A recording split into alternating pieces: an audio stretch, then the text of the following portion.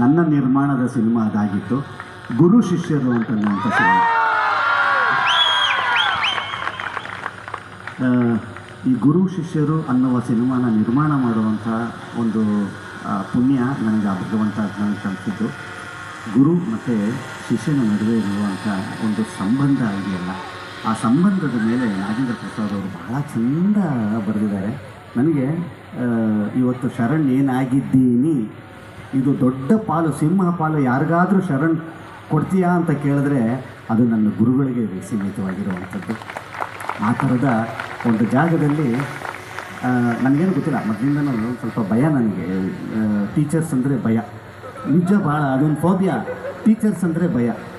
ಯಾರ್ಯಾರಿಗೆ ಟೀಚರ್ಸ್ ಅಂದರೆ ಭಯ ಇದೆ ಕೈ ಎತ್ತಿ? ಎಲ್ಲರಿಗಿದೆ ಸರ್. ಹೌದು, ಡಲ್ ಸ್ಟೂಡೆಂಟ್ಸಿಗೆ ಮಾತ್ರ ಭಯ.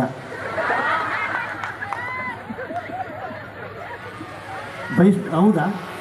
ನಾನು ಬ್ರೈಟ್ ಸ್ಟೂಡೆಂಟೇ ಅಲ್ವಲ್ಲ, ನನಗೆ ಆ ಫೀಲಿಂಗೇ ಗೊತ್ತಾಗಿಲ್ಲ. ಅದು ಹೆಂಗಿರುತ್ತೆ ಅಂತಲೇ ಗೊತ್ತಿಲ್ಲ. ಇಲ್ಲ, ನನಗೆ ತಮಾಷೆ ಕೇಳ್ತೇನೆ.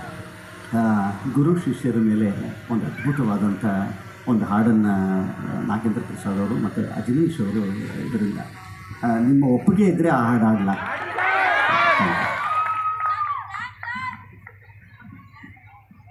ನೋಡಿ, ನಾನು ಹಾಡೋನಲ್ಲ, ಯಾವುದೇ ಥರದ ಹಾಡಿನಲ್ಲಿ ತರಬೇತಿ ತೊಗೊಂಡಂಥವನಲ್ಲ ನಾನು.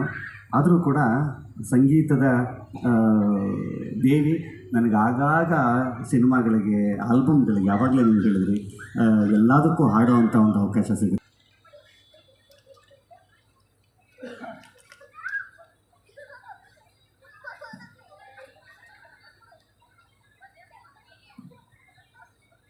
ನೋಡಿ, ಮೊದಲನೇ ಪದ ಎಷ್ಟು ಚೆನ್ನಾಗಿ ಬರೆದಿದ್ದಾರೆ ಅಂತಂದರೆ, ಭಗವಂತ ಗುರುವಿನ ರೂಪದಲ್ಲಿ ಹೆಂಗೆ ನಮ್ಮ ಮುಂದೆ ಇರ್ತಾನೆ ಅಂತ ಅನ್ನೋದಕ್ಕೆ ಮೊದಲನೇ ಸಾಲು ಬಳಪ ಹಿಡಿದ ಭಗವಂತ. ಭಗವಂತ ಬಳಪ ಹಿಡ್ಕೊಂಡು ಬಂದಿದ್ದಾನೆ.